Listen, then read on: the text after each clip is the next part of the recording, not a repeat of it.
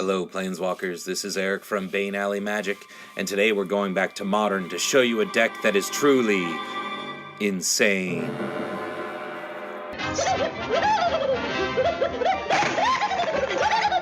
But before we do, a quick reminder. If you enjoy this video and you'd like to see more, please hit that like button or that subscribe button. It helps out a lot.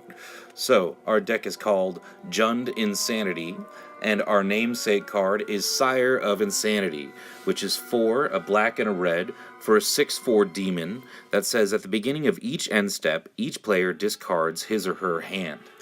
You can see why Sire can be a problem for almost any opponent if they can't deal with it immediately on the turn you cast it. The Sire can even thwart a graveyard-themed deck because the creatures in those decks often rely on their controller playing cards from their hand to reanimate them. Cards like Vengevine and Arclight Phoenix are great examples. Even though they don't require their owners to cast spells from their hand to be reanimated, more often than not, that's exactly what their owner was planning on doing. Our deck has 18 spells we can cast from the graveyard, 10 of which are creatures. We don't really mind discarding our other spells because by the time we cast Sire of Insanity, we plan on having a better board state anyway, and that should just win us the game. I also want to mention that I use this card a lot in Commander, and if timed correctly, it can certainly win you multiplayer games as well. Making all of your opponents lose their hands at the end of every turn is game-winning when you simply have a better board state. And I think in that way, Sire is very similar to Armageddon. So, let's get into the deck, starting with the creatures. So, we have 4 copies of Birds of Paradise, 1 green for a 0/1 flying bird, taps to add 1 mana of any color.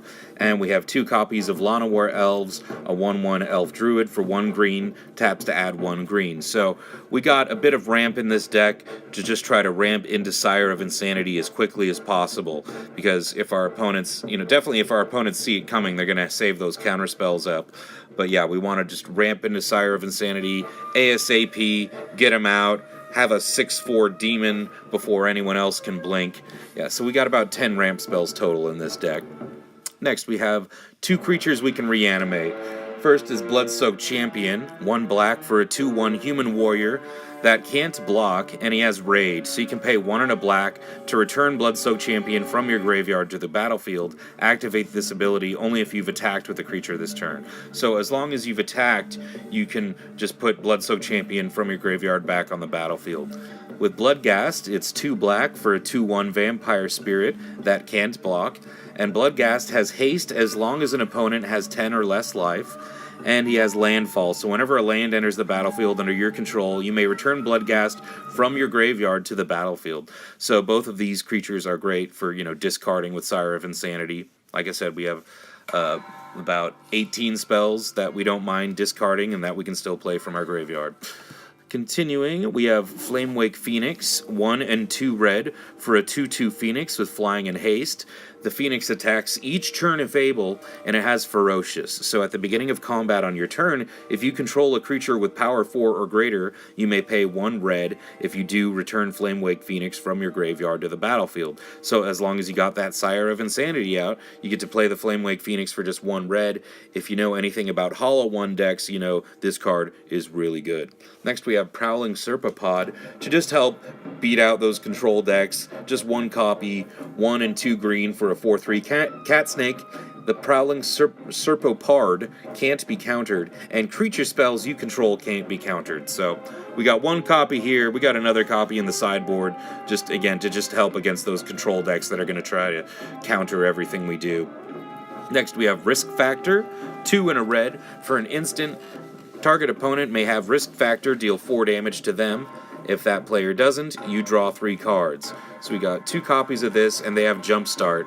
So you may cast this card from your graveyard by discarding a card in addition to paying its other costs, then exile this card. So Jumpstart cards are really great in graveyard-themed decks, because you get to just discard a card such as Blood-Soaked Champion or Bloodghast, and you're probably going to get that card back right away, and you get to cast this from your graveyard.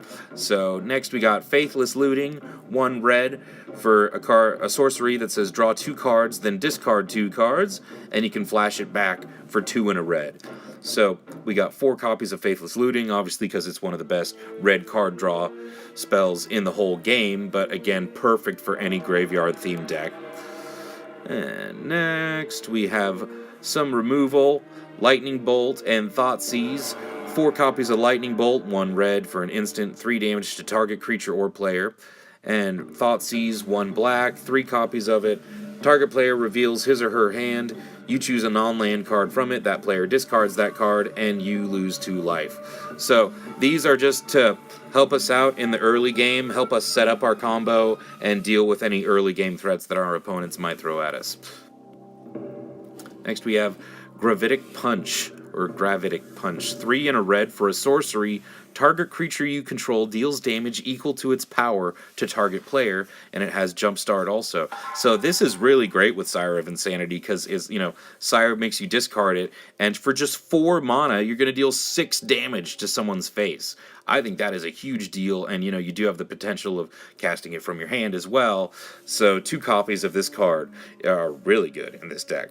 Next we have 4 copies of Farseek, 1 in a green for a sorcery. Search your library for a plains, island, swamp, or mountain, and put it onto the battlefield, then shuffle your library.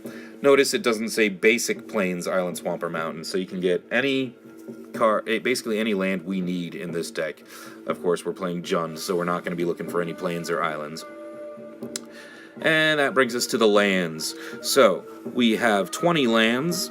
2 of them are Bloodstained Mire, which is land you can pay 1 life, tap, sacrifice it, fetch lands. I'm not going to explain the lands, but we got 2 Bloodstained Mire, 1 Wooded Foothills, 2 Verdant Catacombs, 1 Blood Crypt, 1 Stomping Ground, 1 Overgrown Tomb, and we do have 1 Bajuka Bog, which you don't see a lot in Modern, but we are planning on making our opponents discard their hands, so having 1 of these can be really useful just against that graveyard deck that we might come across. And then we got 4 forests, 4 swamps, and 3 mountains. So, again, with Farseek, we can look for any of our Blood Crypt, Stomping Ground, or Overgrown Tombs if we need to. So we got 20 lands, 21 creatures, 6 instants, and 13 sorceries in the deck. And for the sideboard, I'm not the best at sideboards, so I throw them together pretty quick. But I figure, my sideboard can pretty much deal with everything. So we got Crumble to Dust, 3 in a red, for a sorcery that has Devoid, so it has no color.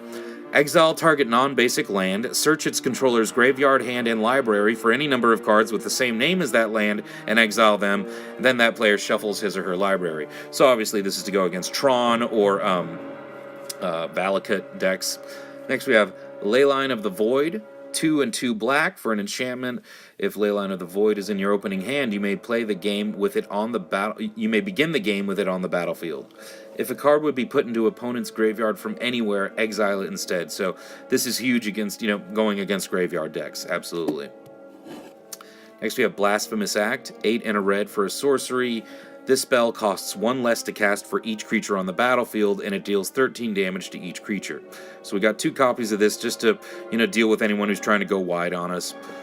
Next we have another Prowling Serpapod, which I explained before. We got 1 copy of it. And I believe that is it. That's the deck. So, that Sire of Insanity, it just came to me because I love Sire of Insanity. It's such a cool card, and I figured there has to be a cool modern deck to build around this card. So this is what I came up with. Let me know what you might come up with. Do you love Sire of Insanity? If you do, what ideas do you have? Maybe should I have gone a different route with this? Are there other cards that are better than the cards I have? I'm sure there are a ton. So let me know in the comments below. I'd really appreciate it. Anyway, this is Eric from Bane Alley Magic signing off. Until next time, take care, take it easy.